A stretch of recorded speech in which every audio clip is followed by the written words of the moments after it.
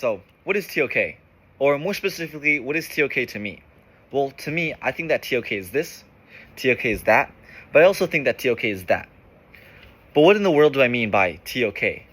Well, TOK, or theory of knowledge, is basically knowing what you know. I know, crazy. But ultimately, it's a process of knowing rather than the body of knowledge itself. Now that we might have a more clear understanding about what TOK is, let's really try to understand it. TOK is specific to you as an individual. It applies to all of us, but really it's only distinctive towards your personal experiences and your perception of the world. It influences us in ways that alter our understandings and approaches to certain topics, and it might even change how we process, trust, or interpret information completely. To fully dive into the reflection and understanding of theory of knowledge, we'll focus on 4 key questions. How has TOK changed my understanding of what knowledge is?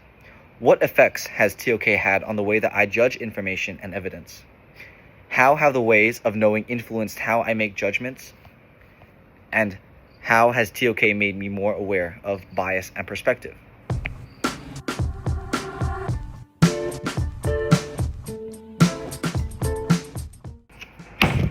First order of business.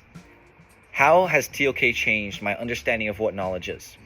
I used to view knowledge as something fixed, a collection of facts that were either right or either wrong. Knowledge felt like it was fully complete and was something that had to be acquired and stored. However, TOK challenged this assumption by revealing that knowledge is not simply discovered, but it is constructed. It depends on justification, evidence, and perspective, and other methods used to produce or understand it. I now understand that knowledge can be reliable without being absolute, and that uncertainty does not necessarily weaken knowledge, but strengthens it. For me, TOK has just blurred the lines between belief and knowledge. Knowledge now feels less like an answer and like an ongoing process of inquiry, constantly open to revision as new evidence or perspectives emerge. Because, as we know, new knowledge is discovered every day, which in turn has the ability to change and impact what we know today. Second question. What effects has TOK had on the way that I judge information and evidence? TOK has transformed the way that I evaluate information, making me more critical and deliberate in my thinking. Instead of accepting claims at face value, I now question the methods, sources, and reasoning behind them, which ultimately is a reflection on evidence. I have learned to recognize the difference between inductive and deductive reasoning, and how generalizations based on limited evidence can appear convincing, while still being unreliable. Not only has TOK impacted my thinking inside of the classroom, but it's especially evident in how I approach information in the real world, such as social media. I am more aware of how selective evidence, emotional language, or hidden assumptions can influence conclusions. TOK has taught me that evidence doesn't exist by itself, but it depends heavily on context, reliability, and interpretation. As a result, I don't see myself passively accepting information that is shown before me, but I find myself analyzing the body of information before accepting it. Third point. How have the ways of knowing influenced how I make judgments? Studying the ways of knowing has helped me realize that judgments are rarely driven by a single way of knowing. Instead, they emerge from the interaction and sometimes conflict between reason, intuition, experience, language, and sense of perception. TOK has made me more conscious of which ways of knowing I choose to rely on in different situations, and whether that reliance is justified. For example, intuition can feel immediate and convincing, but TOK has taught me to question whether that feeling is supported by reason or evidence. Similarly, emotion can provide insight into values and ethics, yet it can also cloud judgment if left unchecked. Language, too, shapes how knowledge is framed and understood, sometimes limiting what can be expressed.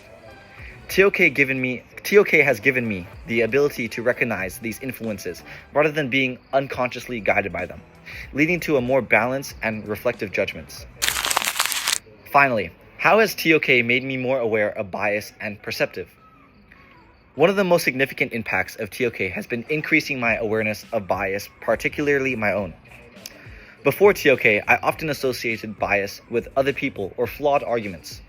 Now I recognize that bias is an unavoidable part of being a knower.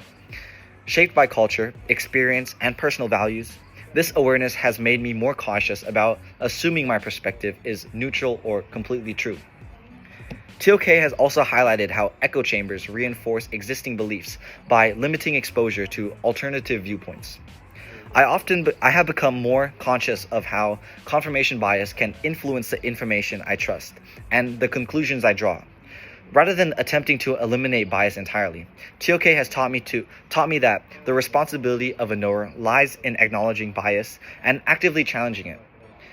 This has encouraged greater intellectual humility and openness to different interpretations of knowledge that I have had in the past. To summarize everything I've said in the video, if you've understood anything at all, before studying theory of knowledge, I approached information in a largely passive way. Knowledge was just something I received from teachers, textbooks, my friends, or widely accepted sources like Google or Wikipedia, and I rarely questioned how knowledge was produced or justified. However, TOK has significantly altered my way of thinking by encouraging me to not only examine what I know, but how I know it. As a result, I now process information more critically, reflectively, and with greater awareness of my own limitations as a knower. One of the most important changes in my thinking has been my understanding of perspective. TOK has shown me that knowledge is not neutral or universal, but it is shaped by an individual, culture, and social context. I now recognize that different perspectives can lead to different interpretations of the same information, and that disagreements does not necessarily indicate an error in either party.